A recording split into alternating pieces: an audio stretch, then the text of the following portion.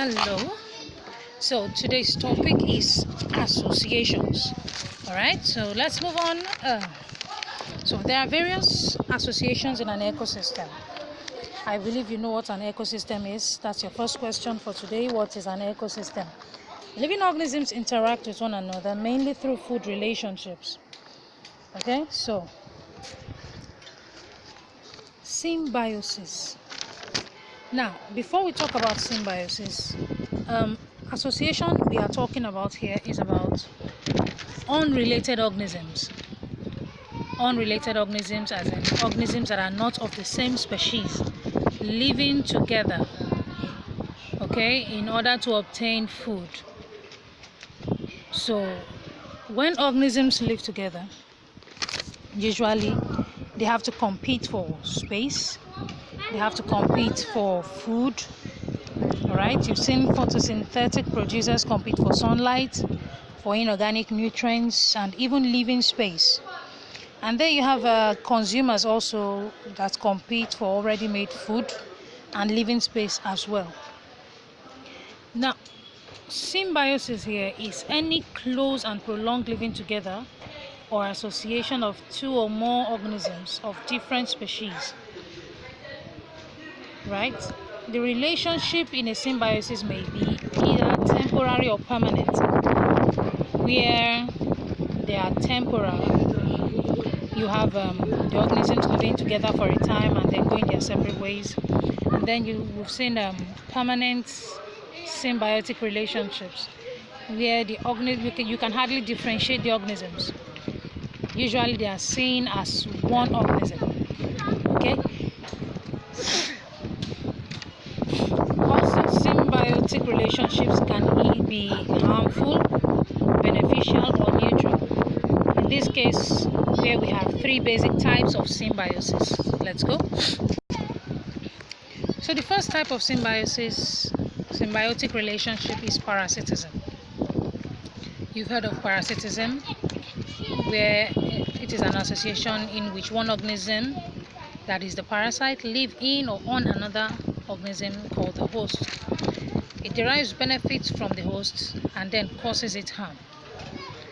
We have two types of parasites. There are the ectoparasites and the endoparasites. The ectoparasites are the parasites that live on the bodies, on the external surfaces of organisms, like lice, ticks, fleas, live on the body surface of animals. And then you have the endoparasites. Examples are roundworms, hookworms, all kind of worms that live, or parasites that live in the bodies of organisms. Okay? Now let's move on. We also have mutualism. That's the second type of symbiosis. Mutualism. Now, this is an association between two organisms, two unrelated organisms, in which both of them are benefiting.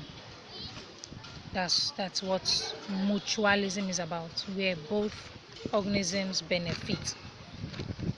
Okay, you have the lichen. A lichen is an association between a fungi and an algae. Okay, so but they're usually seen as a single organism called the lichen. Okay, we also have an example in pollinating birds or insects that pollinate flowers.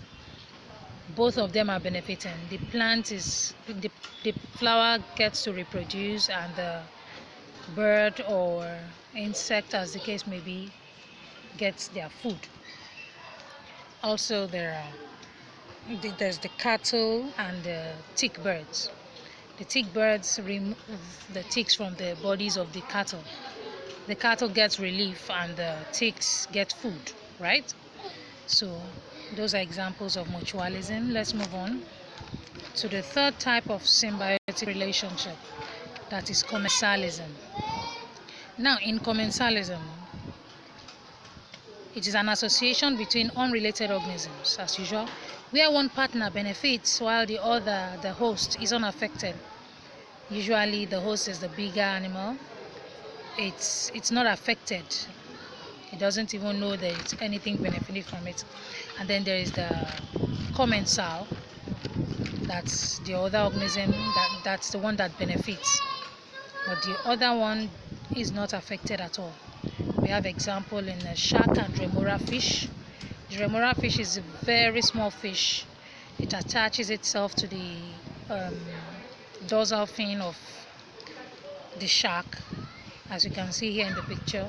They attach themselves there and they get to eat particles, leftovers from what the shark eats. They also get protection because no fish wants to come near the shark. Okay, otherwise the remora fish is just food for every other bigger fish in the ocean.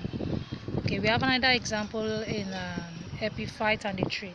And epiphyte is usually a plant that doesn't have a stem on its own. It doesn't have a solid stem, so most of them are climbing plants, so they just grow on other plants, okay, on other trees.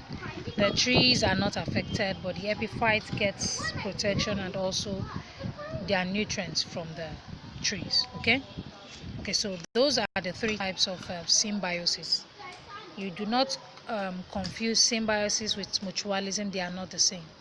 Symbiosis compose of mutualism, parasitism, and commensalism. Okay, all right, so in summary, this should help you remember mutualism is a plus plus, both of them are benefiting. Commensalism is a plus for the smaller fish and 0 for the host. Okay, one is benefiting and the other is not affected at all. But parasitism is a plus and then a minus for the host. A plus for the parasites and a minus for the host. Okay, all right, so see you next time. Thank you.